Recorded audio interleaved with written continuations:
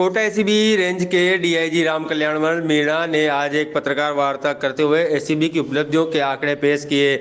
DIG Meena ने बताया कि वर्ष 2023 में कोटा रेंज एसीबी ने भ्रष्टाचार के खिलाफ कार्रवाई करते हुए रेंज में कुल 25 ट्रैप कार्रवाइयों को अंजाम दिया, जिसमें सबसे ज़्यादा 10 ट्रैप की कार्रवाई झालावाड़ एसीबी द्वारा की गई है, जबकि 10 डिमांड केस भी रेंज ने दर्ज किए हैं, जिसमें सबसे ज़्यादा केस कोटा सिटी एसीबी द्वारा दर्ज किए गए हैं, जिसमें करीब 4 प्रकरण दर्ज किए गए हैं। इस प्रकार कोटा रेंज एसीबी द्वारा कुल 35 केस दर्ज किए गए, जबकि आय से अधिक संपत्ति के 3 मामले दर्ज किए गए, जिसमें 2 कोटा के हैं और 1 झालावाड़ में दर्ज किया गया है।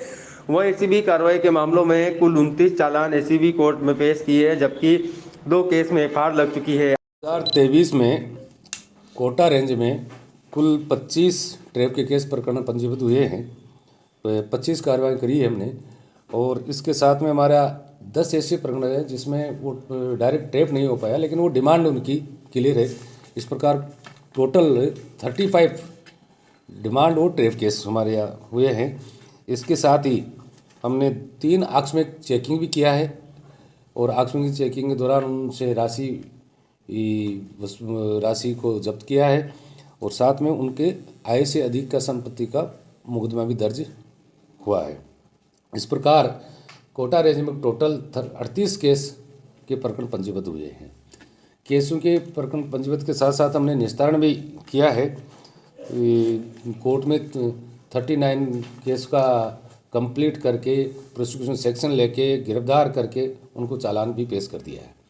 2 केसों में एक में एफआईआर लगी है, एक तो प्रोसिक्यूशन सेक्शन के अभाव में, और एक कोई अन्य कारण से हो गए, तो उसको भी वो किया है। साथ ही हम यहाँ पर सजग ग्राम योजना चला रहे हैं हमारे डीजीपी साहब के निर्देशानुसार, तो हम लोगों को जागरूक करने का कार्यक्रम और कर रहे हैं, और इसको ज़्यादा और किया जाएगा। एक हेल्पलाइन के नंबर है 1064, मैं आपके माध्यम से इसका भी ज़्यादा से ज़्यादा प्रचार करना चाहूँगा, और एक व्हाट्सएप नंबर भी है 9413502834।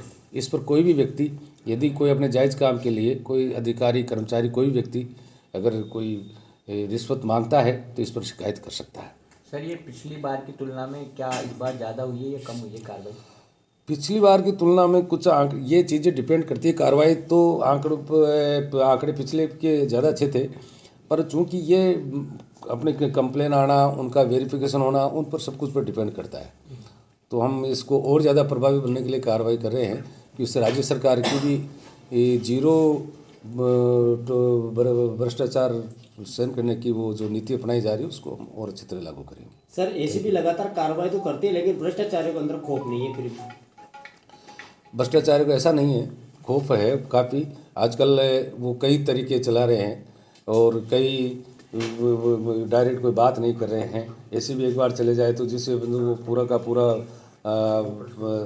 तंत्र या उसका जो विभाग है वो बिल्कुल ठीक सा काम करता है। ऐसा नहीं कि खौफ नहीं है, खौफ तो है, पर चूँकि लोगों को भी जागरूक होना पड़ेगा, और लोगों को खुद को भी अपना ड्यूटी निभानी पड़ेगी।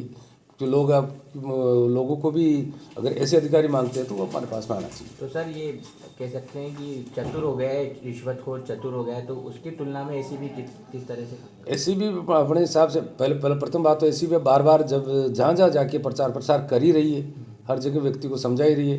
अब हम इसका और गहन अभियान करेंगे। हमारे 2024 में इसकी प्रायोरिटी रखी जाएगी कि इसको कितना ज़्यादा प्रचार प्रसार करें। जहाँ पब्लिक डीलिंग होगी, जहाँ पर लोग आते हैं, उसको ज़्यादा प्रचार प्रसार होगा। कई लोग ये भी कहते हैं कि सर हम ट्रैप तो कार्रवाई करवाना